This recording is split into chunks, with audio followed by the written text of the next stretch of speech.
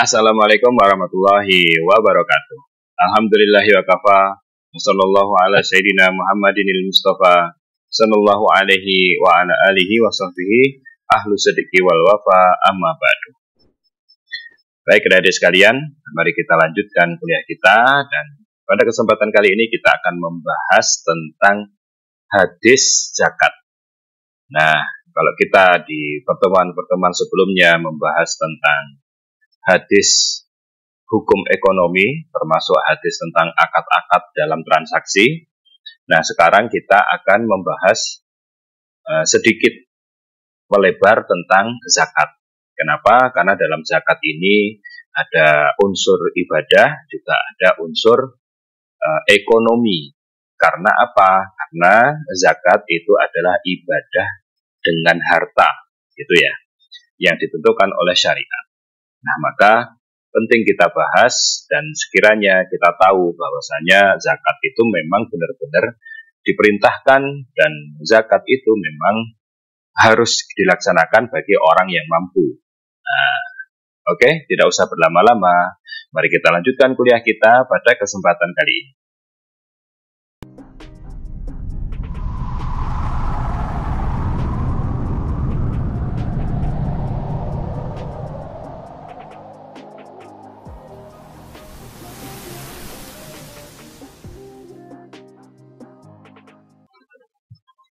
Nah, yang pertama dan tidak kita lupakan yaitu kita akan membahas tentang unsur-unsur hadis. Yang mana unsur-unsur ini apa saja yang harus ada dalam sebuah hadis itu. Nah, di sini saya lampirkan atau saya tulis hadis tentang kewajiban zakat, yang mana ini sebuah cerita, gitu ya, sebuah cerita.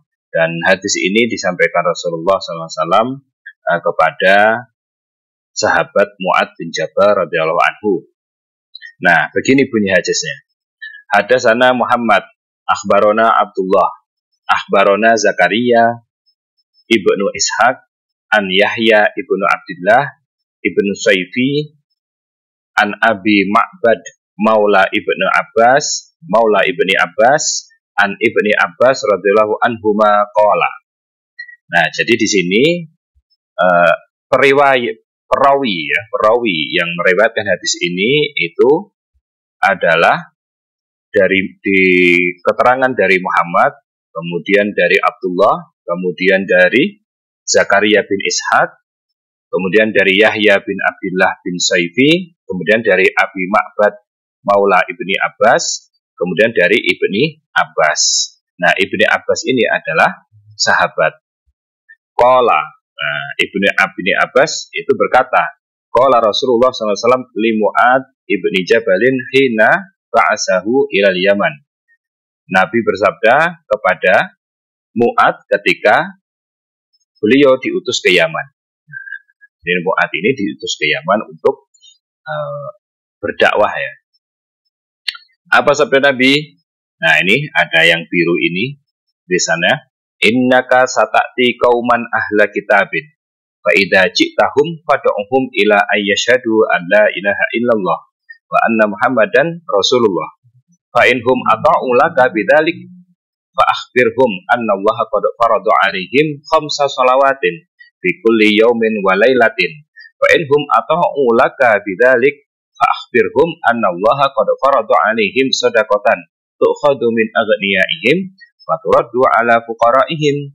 Fa inhum ata'u laka bidzalik fa iyyaka wa qara'ima amwalihim wattaqi da'watal madlum fa innahu laysa bainahu wa bainallahi hijab. Rawahu al-Bukhari. Nah, jadi hadis ini diriwayatkan oleh Imam Bukhari. Yang mencatat atau mukharijnya itu adalah Imam Bukhari. Nah, ini bunyi hadisnya, ya. Ini lengkap, gitu loh. Dari sanadnya, kemudian siapa saja. Nah, kalau diteliti atau kita meneliti tentang perawinya, itu semuanya sikoh atau terpercaya, gitu ya. Nah, maka terutama sudah ketika diriwayatkan oleh Imam Bukhari. Nah, ini sudah di dalam kitab sahihnya, itu sudah insya Allah hampir dipastikan, hampir disebut, hampir tidak mungkin kalau itu hadisnya cacat. Nah, gitu. Ini benar-benar dari Nabi. Oke. Nah, kemudian selanjutnya analisis lafaz. Nah, di sini kita analisis dulu lafaz-lafaznya ya. Yang pertama, hina ba'asahu ilal Yaman. Yang artinya ketika Nabi mengutusnya ke negeri Yaman tahun ke-9 Hijriah. Jadi Nabi mengutus Sayyidina Mu'ad bin Jabal, seorang sahabat itu pada tahun ke-9 Hijriah. Yang kedua, innaka sata'ti qauman ahla kitabin, yaitu kaum yang punya kitab suci. Nah, sesungguhnya engkau akan mendatangi atau engkau akan berjumpa kaum yang punya kitab suci. Siapa yang dimaksud dengan ahlul kitab? Yaitu Yahudi dan Nasrani. Zaman dulu ya, zaman Nabi. Kemudian yang ketiga, fa'inhum atau ulaka bidalik. Nah, itu artinya jika mereka mau mentaatimu dan mau mengucapkan 2 kalimat syahadat. Nah, kemudian yang keempat, annallaha qad farada alaihim 5 sholawat. Nah, artinya apa? Allah mewajibkan sholat 5 waktu pada mereka. Yang kelima, annallaha qad farada alaihim shadaqah. Allah mewajibkan mereka membayar zakat. Nah, sodakoh di sini artinya zakat ya, bukan sedekah. Memang sodakoh itu adalah bahasa Arabnya dari sedekah, tapi yang dimaksud sodakoh di hadis ini itu adalah zakat. Karena sedekah di sini wajib. Sedekah apa yang wajib? Yaitu zakat. Zakat di dalam hadis ini disebut sedekah karena zakat menunjukkan kebenaran iman pelakunya. Nah, gitu ya. Jadi kalau kita mau disebut benar-benar beriman itu ya tunduk sama Nabi. Bukan hanya syahadat, tapi tunduk juga kepada Nabi, kepada sabda-sabdanya. Faturatu ala fuqaraihim, yang diberikan kepada kaum fakir di antara mereka, gitu ya. Tadi kan ada kalimat faturatu ala fuqaraihim yang diberikan kepada kaum fakir di antara mereka. Fa'iyyaka wa karaima amwalihim. Nah, aku ingatkan engkau untuk tidak mengambil barang yang paling berharga di antara harta benda mereka. Jangan engkau ngambil yang paling berharga. Ya, istilahnya zakat itu bukan berarti harus ngambil yang paling berharga. Kalau dulu kan yang paling berharga apa? Misalkan ya onta yang hamil, kambing yang hamil gitu ya. Terus istilahnya apa? Kuda yang hamil atau kuda yang memang pejantan bagus gitu ya, terus diambil yang itu, jangan. Wattaqi da'watal madlum, artinya hindarilah perbuatan aniaya agar mereka tidak mendoakan kejelekan padamu. Wattaqi da'watal madlum, hindarilah perbuatan dolim, hindarilah perbuatan yang aniaya. Kemudian yang terakhir, fa innahu laisa bainahu wa bainallahi hijab. Yang artinya tidak seorang pun yang dapat memalingkan dan mencegah doa orang yang dianiaya. Nah, maksudnya apa? Tidak ada penghalang antara dia dan Allah di dalam doanya. Di doanya langsung ke atas, gitu ya, langsung ke atas itu maksudnya bukan Allah di atas, enggak, langsung didengar Allah. Oke. Setelah analisis lafaz selesai, maka kita akan menerjemahkan hadis itu ya. Hadis ini gimana terjemahannya? Oke, nah Rasulullah SAW bersabda kepada Mu'ad bin Jabal, nah gitu ya, ketika baginda mengutusnya ke negeri Yaman. Nah, jadi Rasulullah bersabda kepada Mu'ad bin Jabal ketika mau berangkat gitu ya ke negeri Yaman. Sesungguhnya, gimana sabda Nabi? Sesungguhnya engkau akan mendatangi kaum ahli kitab. Jika engkau telah sampai di kalangan mereka, maka serulah mereka untuk bersaksi bahwa tidak ada Tuhan selain Allah dan Muhammad adalah utusan Allah. Jika mereka mentaatimu dalam hal itu, maka beritahukanlah kepada mereka bahwa Allah telah mewajibkan sholat 5 waktu sehari semalam kepada mereka. Jika mereka mentaatimu dalam hal itu, maka beritahukanlah kepada mereka bahwa Allah telah mewajibkan sedekah atau zakat yang diambil dari golongan kaya di antara mereka, lalu diberikan kepada kaum fakir miskin di antara mereka. Jika mereka mentaati dalam hal itu, maka hendaklah kamu berhati-hati terhadap harta kesayangan mereka, dan hendaklah kamu takut terhadap doa orang yang dianiaya. Karena tidak ada suatu penghalang pun antara dirinya dengan Allah. Hadis riwayat Bukhari. Nah, lanjut aja langsung ya. Terjemahan tadi sudah. Nah, sekarang kita akan membahas makna hadis. Jadi hadis, makna hadis ini apa? Nabi SAW mengutus Mu'ad ke negeri Yaman pada akhir tahun ke-9 Hijriah ketika baginda kembali pulang dari perang Tabuk. Nah, jadi ini kisahnya ya, istilahnya ya. Ketika Nabi pulang dari perang Tabuk, beliau mengutus Mu'ad bin Jabal ke Yaman. Mu'ad radhiyallahu anhu diberi tugas untuk menjadi pemimpin penduduk Yaman dan mengajarkan Al-Quran, hukum-hukum Islam, memutuskan perkara yang terjadi di antara mereka, dan mengambil zakat. Jadi intinya suruh dakwah. Dia perwakilannya Rasulullah atau khalifahnya Rasulullah yang diutus ke Yaman. Nabi SAW telah membekalinya arahan dan nasihat yang diperlukan ketika menjalankan tugas itu, yaitu langkah pertama yang mesti dilakukan, mengajak mereka mengucapkan 2 kalimat syahadat. Jadi ketika di sana intinya langkah pertama ini yang harus dilakukan ya, sama si Mu'ad ini ya. Apa? Mengucapkan 2 kalimat syahadat. Karena 2 kalimat syahadat merupakan pokok utama yang dapat membebaskan seseorang dari belenggu kemusyrikan dan masuk Islam. Nah, dari sini istilahnya ditetapkan hukum bahwasanya kalau mau masuk Islam dengan kalimat syahadat. Nah, adapun pengucapan kalimat itu berbeda setiap madhabnya, gitu ya. Kalau madhab Syafi'i harus pakai lafaz asyhadu an la ilaha illallah wa asyhadu anna Muhammadar Rasulullah.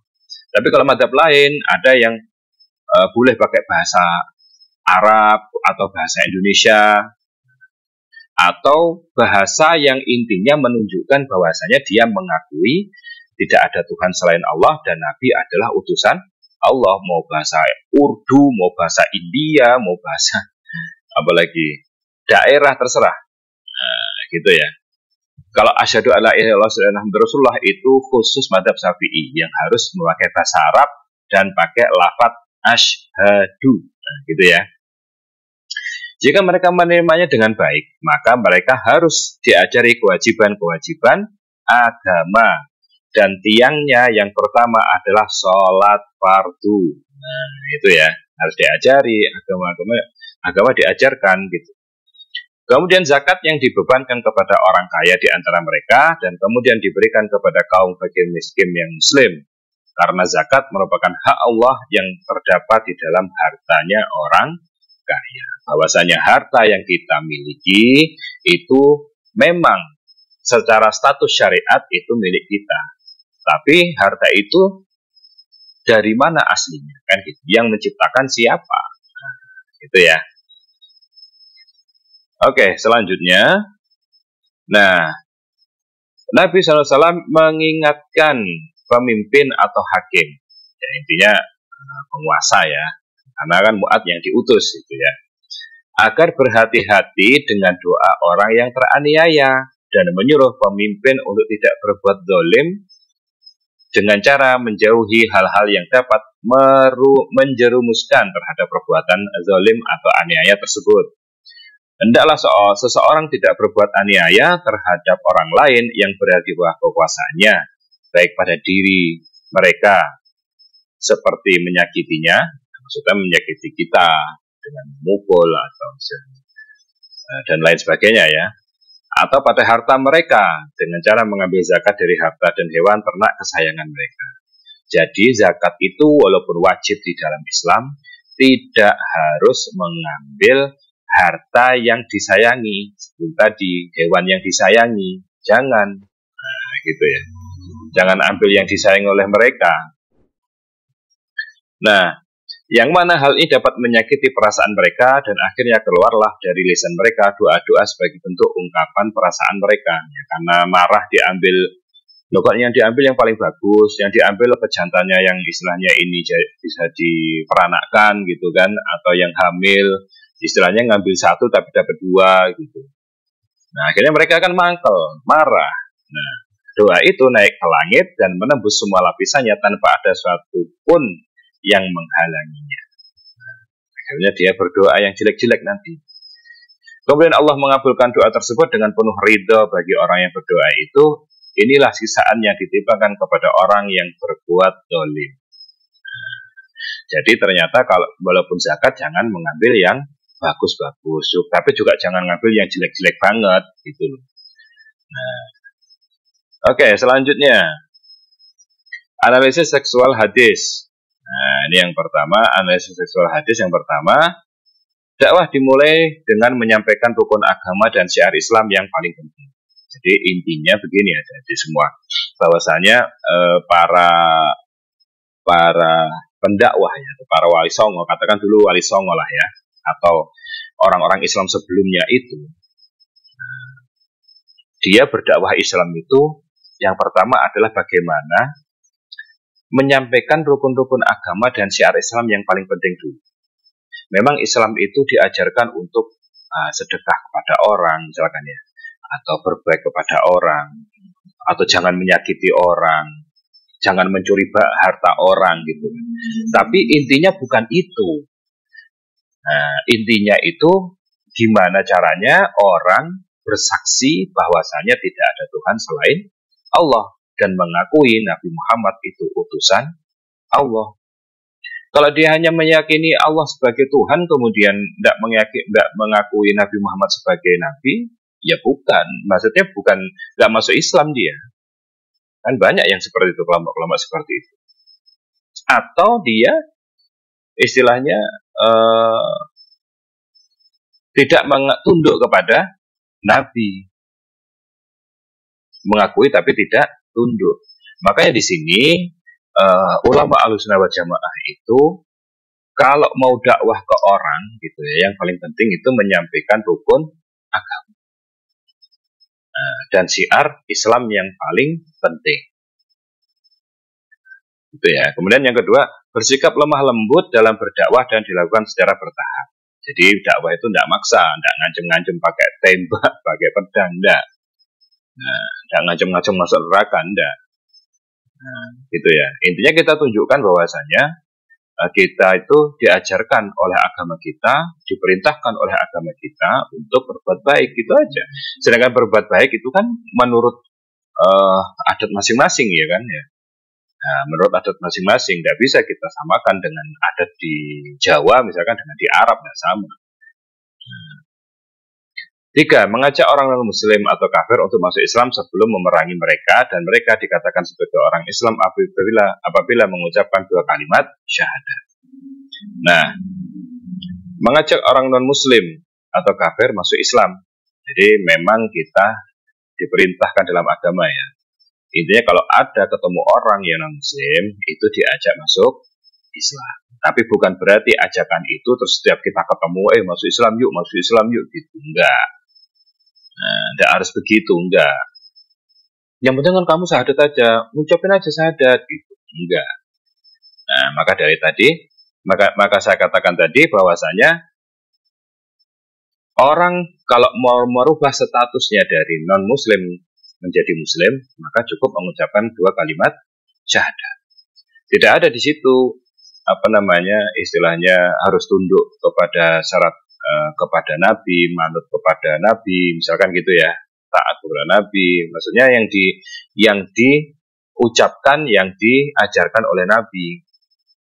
Tapi di situ hanya sekedar dia masuk Islam saja. Yang mana ketika masuk Islam maka berlaku baginya hukum-hukum dunia. Hukum-hukum dunia itu misalkan ya wajib sholat, terus kalau meninggal juga disolati, dikafani, diperlakukan dengan baik gitu ya. Tidak boleh sembarangan diganggu, dirampok hartanya, atau dilukai dirinya, atau bahkan dibunuh, enggak. Nah, itu istilahnya dia terlindungi ketika masuk Islam dengan hukum-hukum syariat yang ada di dunia ini. Nah, kemudian yang kelima, salat 5 waktu sehari semalam adalah fardu individu. Nah, fardu individu maksudnya fardu ain, gitu ya. Sehari semalam wajib dikerjakan. Yang keenam, zakat merupakan salah satu kewajiban agama Islam dan pemimpin yang wajib mengatur sistemnya. Jadi zakat ini memang ibadah harta, gitu ya.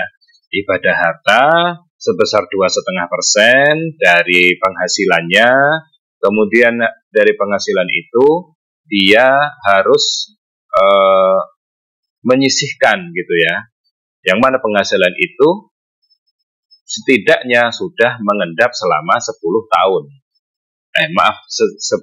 Selama 1 tahun, gitu ya, dan mencapai nominal tertentu. Nah, kemudian yang ketujuh, mengutus para amil untuk mengambil zakat dan mendistribusikannya, yaitu amil ini adalah orang yang ditunjuk oleh pemerintah untuk mengambil zakat dari orang-orang kaya, kemudian menyerahkannya atau membagikannya kepada orang-orang yang layak mendapatkan zakat tersebut. Kemudian yang kedelapan, tidak boleh memberikan zakat kepada orang kafir dan tidak boleh memindahkan zakat dari satu negeri ke negeri lain. Nah, ini seperti ini ya, banyak perbedaan pendapat ya. Tapi istilahnya zakat itu intinya dalam hadis tadi itu memang dikhususkan untuk orang Muslim saja yang berhak menerima. Dan tidak boleh, maksudnya negeri itu daerah, zakat dari orang yang ada dari desa A nggak boleh diberikan kepada desa B, atau dari kota A nggak boleh ke kota B. Ya kota A kota aja, kota B sendiri, itu ya. Nah, yang kesembilan, memerintahkan para pemimpin untuk bertakwa kepada Allah. Jadi sebagai seorang pemimpin harus tetap menjunjung tinggi takwanya kepada Allah Subhanahu wa Ta'ala. Yang ke-10, tidak boleh mengambil harta yang paling disayangi oleh pemiliknya ketika mengambil zakat. Kayak tadi ya, diambil yang bagus-bagus saja, kemudian nanti ambilnya pakai yang bagus-bagus itu. Nah, yang bagus-bagus dibuat amilnya, kemudian yang jelek-jelek nanti dikasihkan kepada orang-orang miskinnya. Yang nggak bisa gitu ya. 11, peringatan supaya tidak berbuat aniaya dan doa yang teraniaya dikabulkan oleh Allah Subhanahu wa Ta'ala. Jadi tidak boleh kita sembarangan, istilahnya ya, semena-mena di jalan dimanapun, mentang-mentang kita punya uang, punya kuasa, punya jabatan, kemudian seenaknya sendiri gitu ya, menganiaya, nuduh orang lain untuk bertanggung jawab. Kalau orang lain itu salah, kita minta ganti rugi yang luar biasa, tapi kalau dia salah tapi nggak mau ganti rugi. Karena apa? Ketika orang teraniaya ini dia istilahnya berdoa dengan doa jelek, maka Allah akan pasti mengabulkan, bahkan dengan segera. Makanya kadang kalau kita teraniaya itu seharusnya doanya yang baik untuk diri kita sendiri yang dianiaya itu. Jangan mendoakan orang yang jelek itu, orang yang menganiaya dengan doa jelek, jangan. Eman-eman gitu loh. Waktu dikabulkan Allah ini seharusnya kan, ya Allah, berilah hambamu ini apa gitu kan, langsung dikabulkan malah. Daripada doain dia jelek, mendingan doa untuk diri kita sendiri, karena saat makbul ini, saat yang diijabah oleh Allah, dijawab langsung oleh Allah ini, akan hilang begitu saja ketika kita mendoakan yang jelek, terus yang jelek orangnya, kasihan juga orangnya gitu kan. Nah, kemudian selanjutnya analisis kontekstual hadis. Jadi di sini tadi ada tentang analisis tekstualnya ya, yang berupa hadis tadi. Nah, sekarang analisis kontekstual, karena di sini saya titik beratkannya ke zakat, bukan ke sholat ya, ke zakatnya. Maka yang pertama, kontekstualisasi makna berdasarkan objek zakat. Zakat itu kan pasti ada objeknya, gitu ya, yang dizakati apa. Nah, yang pertama adalah uang kertas. Nah, uang kertas itu dulu tidak ada gitu loh. Uang kertas itu dulu tidak ada. Uang kertas itu dipakai ketika tahun-tahun 1800-an, 1900-an. Tidak ada dulu uang kertas, yang ada uang emas dan perak gitu loh. Nah, apakah uang emas dan perak itu, uang kertas itu juga zakat, wajib zakat? Iya, gitu ya. Karena sekarang sudah diganti antara zakat dan standar harga atau standar nominal itu sekarang diganti dari emas ke uang kertas. Nah, yang kedua, zakat profesi atau penghasilan. Hal ini terjadi perbedaan pendapat. Nah, kalau dulu zakat itu di dalam fikih Islam, zakat itu awalnya satu, diambil dari zakat harta. Harta itu kan macam-macam ya. Ada yang dari emas-emasan maksudnya perhiasan. Ada yang dari ternak, ada yang dari sawah, ada yang dari perdagangan, dan lain sebagainya. Nah, ternyata dulu tidak ada zakat profesi. Maksudnya di sini profesi apa? Maksudnya sekarang itu ternyata ada profesi yang gajinya itu fantastis karena memang tanggung jawabnya besar, gitu loh. Nah, cuman zakat profesi ini dia diambil per bulan. Nah, itu yang bikin masalah sebenarnya. Ya, yang jadi perbedaan di situ. Kalau saya jujur tidak setuju dengan zakat profesi ini. Karena apa? Zakat profesi ini ya gimana cara ngitungnya? Wong diambilnya per bulan. Sedangkan zakat itu harus ditunggu dulu 1 tahun dengan nominal tertentu. Kalau hartanya menurun, berarti tidak wajib zakat. Dalam 1 tahun itu ternyata hartanya berkurang, tidak wajib zakat. Kalau hartanya sesuai standar nominalnya sampai terus ya, baru wajib zakat. Gitu ya. Jadi zakat profesi itu penghasilan itu termasuk baru, gitu ya. Yang mana terjadi perbedaan pendapat. Ya walaupun Majelis Ulama Indonesia juga mewajibkan adanya zakat profesi, gitu ya. Nah, selanjutnya zakat perusahaan yang ketiga, zakat perusahaan jasa dan zakat perusahaan industri. Nah, karena dari perdagangan ini ya perusahaan itu ternyata nggak hanya perdagangan saja gitu, tapi ada sewa jasa seperti outsourcing misalkan, itu kan menyediakan layanan satpam kayak gitu ya, pegawai-pegawai lah intinya. Dia yang rekrut, dia yang tanggung jawab kepada pegawai-pegawai itu, yang mentraining pegawai-pegawai itu. Nah, misalkan jasa perusahaan jasa, zakat perusahaan jasa, misalkan kayak kurir, ya, pengiriman, jasa pengiriman, atau jasa pengamanan, dan lain sebagainya. Nah, gitu ya. Dan zakat perusahaan industri. Nah, perusahaan industri ya banyak di situ ya.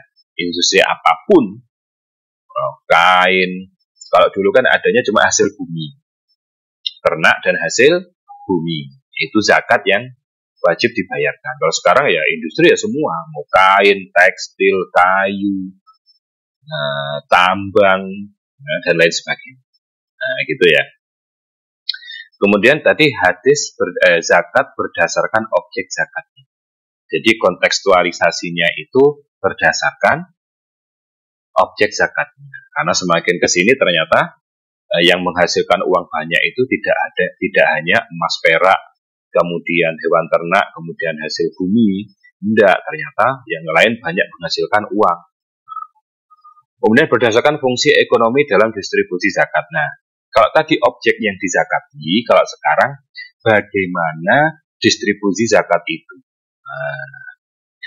Satu, fungsi zakat dalam pengurangan pengangguran dan pengurangan kemiskinan, yaitu dengan program pelatihan keterampilan kerja, memberikan modal kerja atau bagi yang cacat. Nah, dan sakit memberikan passive income. Maksudnya gini, kalau dulu zakat itu diberikan selesai sudah gitu kan. Jadi contoh orang miskin ya, kemudian dia dapat zakat, udah selesai. Orang miskinnya enggak cuma nerima saja. Kalau sekarang enggak. Jadi orang miskin ini gimana biar jadi kaya? Gimana biar enggak jadi hanya penerima zakat saja? Makanya diapain? Dididik, diberi keterampilan, menjahit, atau tukang, atau dan lain sebagainya. Atau diberi modal. Jadi dia enggak hanya cuma menadahkan tangan saja, enggak. Gitu ya. Itu salah satu kontekstualisasi makna dalam distribusi zakatnya, dalam pembagian zakatnya. Jadi nggak hanya dikasih beras, akhirnya dia jadi orang yang malas gitu loh. Kalau cuma gitu toh, nggak bekerja, nggak berkembang, nah, gitu ya. Atau bagi orang cacat dan sakit, misalkan cacat menaun, nggak bisa gimana, kakinya kecelakaan terus terpotong, tangannya terpotong gimana. Sedangkan kerja nggak bisa, keluarganya nggak ada yang ngurus, atau bahkan keluarganya sudah mati semua, gimana? Kan kasihan. Nah makanya diberi pasif income, misalkan begini, misalkan dari dana zakat itu yang banyak itu nggak diberikan makanan, tapi diberikan misalkan apa? Tanah. Memang tanah itu nanti akan diolah oleh orang lain dan hasilnya dia dapat. Atau dibangunkan kos-kosan atau apa, atau diberikan saham, dibelikan saham. Nanti dia akan dapat income terus dan dia tidak menyusahkan orang lain dalam zakat. Nah, gitu ya. Nah, oke adik-adik sekalian, inilah dapat saya sampaikan pada kesempatan kali ini dan semoga bermanfaat. Jadi intinya di sini kita belajar tentang bagaimana mengambil kesimpulan dari sebuah hadis hukum ekonomi, gitu ya. Kemudian dari kesimpulan itu kita kembangkan, kita contoh, kita cocokkan, kita istilahnya itu sesuaikan dengan keadaan di zaman kita sekarang. Nah, oke adik-adik sekalian, terima kasih atas perhatiannya.